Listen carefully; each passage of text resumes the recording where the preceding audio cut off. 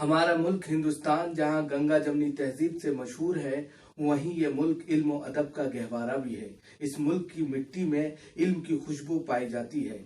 یہاں بہت سی عظیم شخصیات نے جنم لیا اور انہوں نے اس ملک کی تاریخ کو تابناک بنایا۔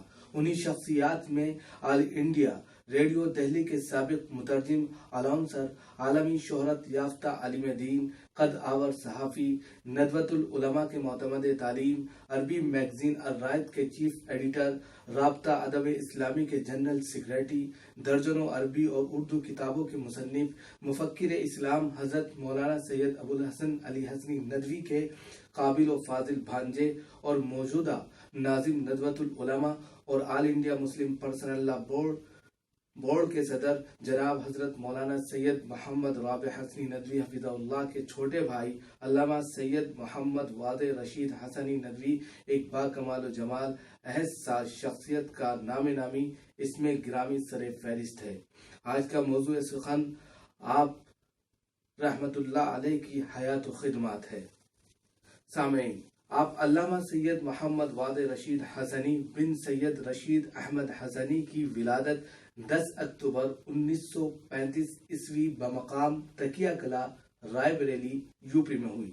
ابتدائی تعلیم رائے بریلی میں اپنی والدہ محترمہ سے حاصل کی۔ اس کے بعد آپ 1945 عیسوی میں لکھنؤ آئے اور ندوۃ العلماء میں داخلہ لیا۔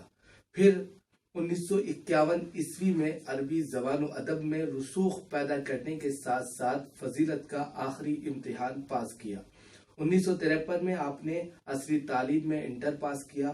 بعد ازیں AMU علی گڑھ مسلم یونیورسٹی سے انگریزی لٹریچر میں MA بھی کیا۔ اس طرح آپ کئی زبانوں عربی، اردو اور انگریزی پر پوری قدرت رکھتے تھے۔ نیز آپ عربی زبان و ادب، تاریخ، نقد عربی وغیرہ میں بے پناہ صلاحیت رکھتے تھے۔ یہی وجہ ہے کہ آپ 1953 عیسوی سے 1973 عیسوی تک آل انڈیا ریڈیو دہلی کے شعبہ عربی میں الاؤنسر اور بحیثیت عربی انگریزی مترجم خدمت انجام دیتے رہے۔ اسی دوران آپ نے اپنے طور پر فن سیاست، سوشلزم اور انگریزی زبان میں مہارت حاصل کی۔ علاوہ ازیں آل انڈیا ریڈیو میں اپنی سروس کے رہتے ہوئے آپ نے مغربی سیاست و تہذیب کا بھی گہرا مطالعہ کیا۔ اس کے علاوہ آپ نے بہت سی علمی، ادبی، سیاسی اور مذہبی مقالات کا انگریزی سے عربی میں ترجمہ کیا اور ڈراموں، قصوں کو بھی عربی زبان میں منتقل کیا، جو آل انڈیا ریڈیو سے نشر ہوئے اور پھر بعض عربی ریڈیو اسٹیشنوں سے بھی نشر کیے گئے۔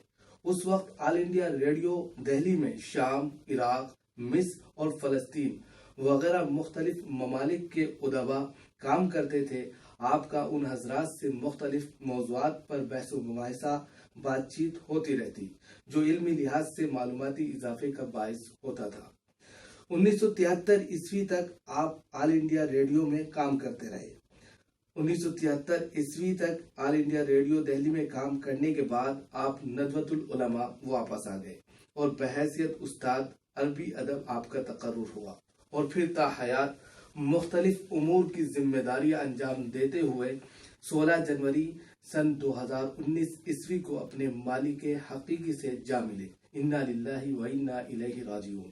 اس دوران آپ جہاں ندوے میں عمید کلیت اللغۃ العربیۃ و آدابها اور پھر معتمد تعلیم کے ساتھ ساتھ المہد العالی للدعوہ والفکر الاسلامی کے ڈائریکٹر رہے، وہیں مدرسہ فلاح المسلمین رائے بریلی کے ناظم اور دار عرفات کے نائب صدر بھی رہے۔ آپ عربی زبان و ادب کے ماہر ناقد، نیز موجودہ دور کے فکر اسلامی کے ماہرین میں سے تھے۔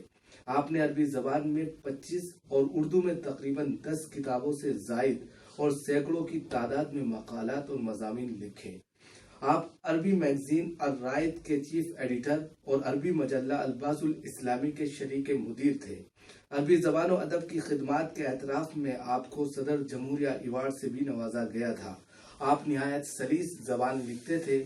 آپ کی تحریروں میں ادبی چاشنی کے ساتھ ساتھ سنجیدگی بھی پائی جاتی ہے۔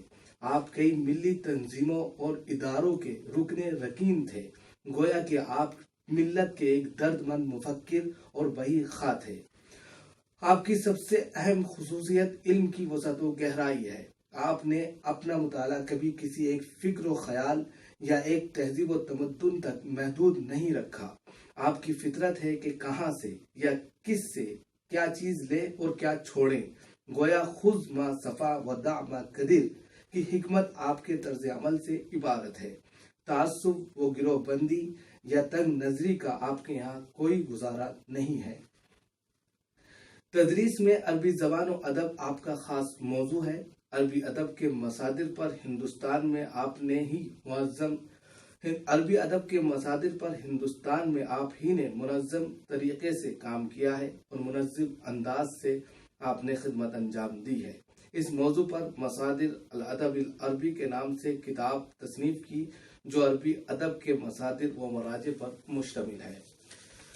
عربی زبان کی تاریخ کے آخری دور یعنی عصر حدیث کے ادبا کی خدمات و حیات پر مشتمل ایک شاندار و شاہکار کتاب اعلام الادب العربی فی العصر الحدیث کے نام سے بھی آپ نے ایک تالیف کی ہے۔